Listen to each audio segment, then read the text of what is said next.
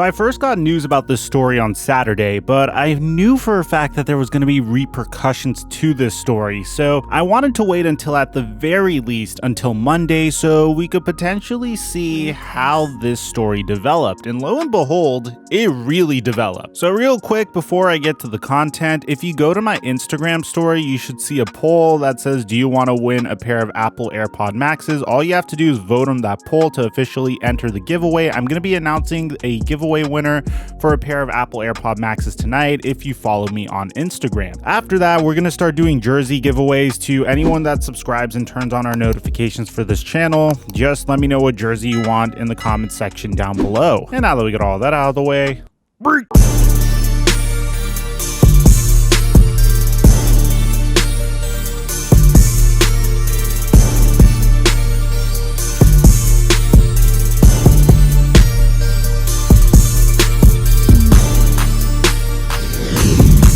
guys, you know how we're die-hard basketball fans, right? And typically the NBA is dominated by big threes. Well, just as big threes dominate the basketball court, there's a big three of odor zones that dominate our bodies smelling like crap, which is why Manscaped is here to offer us the best tools to fight these odor zones. And the latest tool that they're offering is the Lawnmower 4.0. I'm really excited to be one of the first people to try out the Lawnmower 4.0. So check this out. They just sent me this bad boy.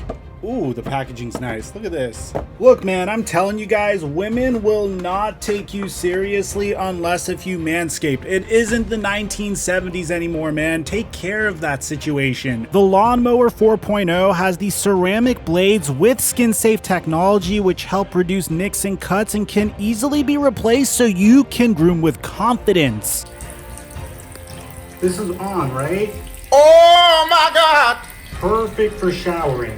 Look, works perfectly. It has controllable LED lights to help you see where you're manscaping. They added 2 additional guard sizes, and most importantly, it's extremely quiet in the event that you want to manscape in the middle of the night before making a specific trip. Now get 20% off plus free international shipping when you use my promo code FLIGHT for 20% off.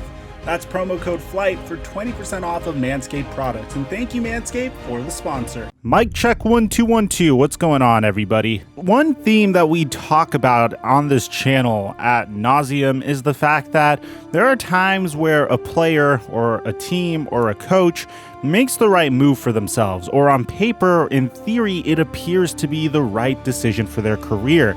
But unfortunately, that decision doesn't pan out the way they would like it to. And in the case of Le'Veon Bell, I think his decision and the way he had to navigate his career is way more difficult than most of us want to give him credit for, because you see, as a running back in the modern NBA, if there's one thing that's for certain, it's really difficult to gauge what your value is. How much of your skill set is based upon the players around you, how much of your skill set is based off of the situation you're in and the scheme that you're performing in. Are you interchangeable, or are you a valuable piece and without you, the offense might not be able to run the same? This is not an easy question to answer at all whatsoever. If you look in the case of running backs that were superstars during the time that Le'Veon Bell was on the Pittsburgh Steelers, you'd see players like Todd Gurley, LaShawn McCoy, Melvin Gordon, Jordan Howard, Kareem Hunt, and Leonard Fournette, none of which are still with their original teams. As a matter of fact, the most recent running back to get a big payday from his team is Ezekiel Elliott, and in his very first year, he saw his starting QB and practically his entire starting offensive line go down with injury, and as a result, he turned in his first sub 1,000 yard rushing season. So to say that dictating a good role and a good salary for a halfback would be a huge challenge in the modern NFL would be an understatement to say the least. And that's why in 2018, Le'Veon Bell had to do quite possibly one of the craziest power moves I think we've ever seen in the entire NFL. After leading the NFL in rushing in 2017,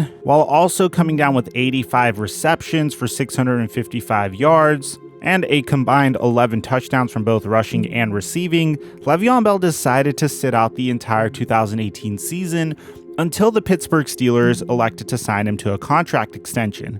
We all know that wouldn't end up happening, and then Le'Veon Bell would get signed to a 4-year, $52 million contract with the New York Jets. A terrible decision because Le'Veon Bell would probably turn in his worst season to date, averaging only 3.2 yards per carry, and was a factor in the receiving game, but not nearly as much as he was in Pittsburgh. This past year, the New York Jets had enough, and honestly, that's not entirely Le'Veon Bell's fault because, again, he was being coached by Adam Gase, and they decided to cut what was supposed to be their crown jewel of the 2019 NFL free agent class when they just let Le'Veon Bell walk away for free, and he decided to sign with the Kansas City Chiefs on a 1-year veteran minimum deal. Now, this was perceived to be a huge steal for the Kansas City Chiefs in a situation where the rich get richer. The Chiefs already had Clyde Edwards-Helaire, a player that they drafted in the first round, but on top of that, now instead of having a player like Darrell Williams, they have Le'Veon Bell in relief for him. And while he was there, although he didn't get as much usage as he used to as a lead running back, he averaged very similar numbers, at least in terms of averages, to his 2017 performance where he led the NFL in rushing. Only instead of getting 321 rushing attempts, he would get 63 rushing attempts, but he would still average 4 yards per carry. And considering that he was a mid-season pickup by the Kansas City Chiefs, well,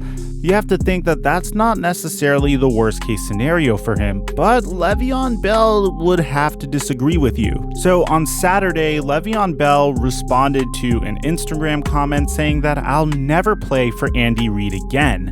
I'd rather retire first. He didn't really provide details as to why he would never play for Andy Reid again, so that's leading to a lot of us to assume that it's because he didn't get as much playing time as he would have liked to in Kansas City. The next day, Le'Veon Bell would go on to post a huge response, rationalizing why he feels the way he feels, saying that I said what I said, and I don't regret at all what I said.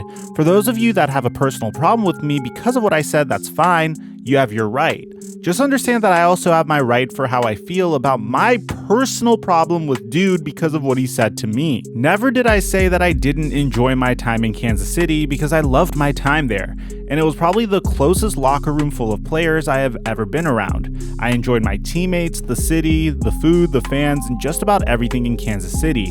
I'm not about to get all into depth on why I feel the way I do, but I have the right to feel the way I feel. The only thing I would change is commenting how I really felt on social media. I'll admit that's something I could have kept to myself and apologize about that and that only. But I don't regret what I said because that's how I feel. So you can love me or hate me, I'm gonna be fine regardless. I'm just giving you a small version from my point of view on why I said what I said.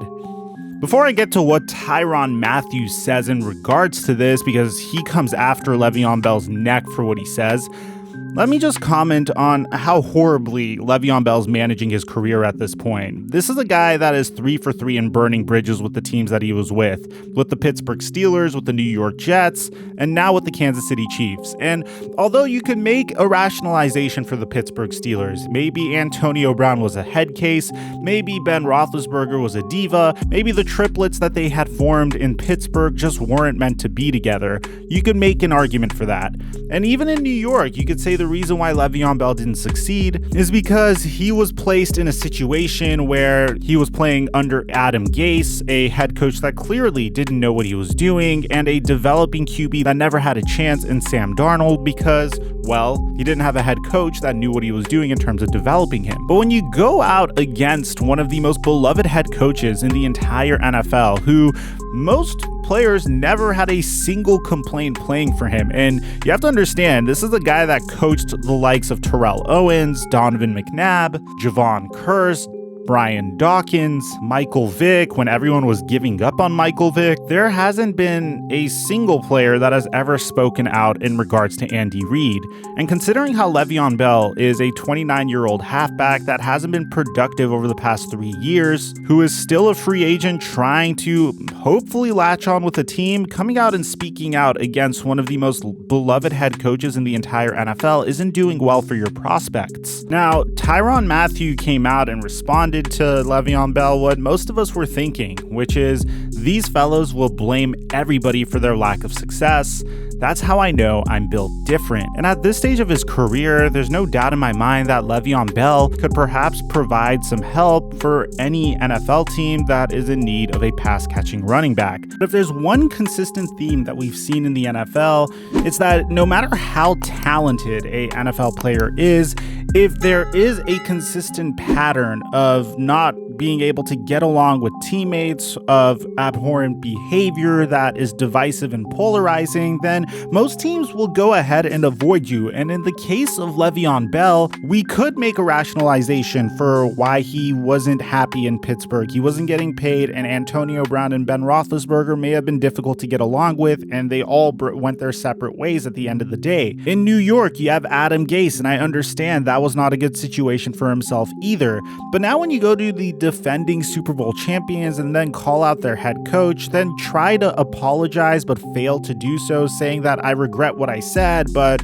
I don't regret what I said, which is pretty much what I'm getting from his tweets, which is a horrible apology at that, then what team would even want to bother touching you at this point? A player that was in a very similar situation to Le'Veon Bell is LeSean McCoy. After his stint with the Buffalo Bills, LeSean McCoy became a free agent and he got to sign with whatever team he chose. He decided to sign with the Kansas City Chiefs. He ended up winning a Super Bowl with the Kansas City Chiefs, and he wasn't a focal point of that offense at all by any means. But in that exact same role, at the age of 31, LeSean McCoy averaged 4.6 yards per carry, which is the best average he's had since his Pro Bowl seasons with the Philadelphia Eagles and the Buffalo Bills. This conveys to multiple teams that, hey, this is a guy that's won a Super Bowl and was a huge contributing factor to the Super Bowl that he won. So yeah, if he wanted, ultimately, that's what we saw this past year when he signed with the Tampa Bay Buccaneers. And in this season, he only had 10 rushes for 31 yards, but hey, at the age of 32, he won another Super Bowl. Le'Veon Bell has the exact opposite going for him. He is younger, and you can make the argument that, hell, he might be even more productive, but the fact that he makes things all about himself from the time that he was in Pittsburgh and deciding to hold out the entire season, despite his team having a pretty good chance at making a run to the Super Bowl, all the way up until this past week when he decided to call out Andy Reid, just doesn't bode well for his prospects moving forward as potentially signing with the team, especially if you consider the fact that we're in June, mini camps are rolling, and still this guy doesn't have a roster. So let me know in the comment section down below what you guys think about this entire situation. Do you think that Le'Veon Bell will get signed? Do you think his career will continue? Do you side with Le'Veon Bell? Maybe Andy Reid said something that could upset him. Make sure to join me on Discord because we'll be discussing this topic at length after this video is concluded, and make sure you vote in my Instagram poll for a chance to win a pair of Apple AirPod Maxes, and subscribe and turn on my notifications for a chance to enter to win a jersey of your choice. Aside from that, I'm your boy Mike, and I'm dropping our mic until our next upload.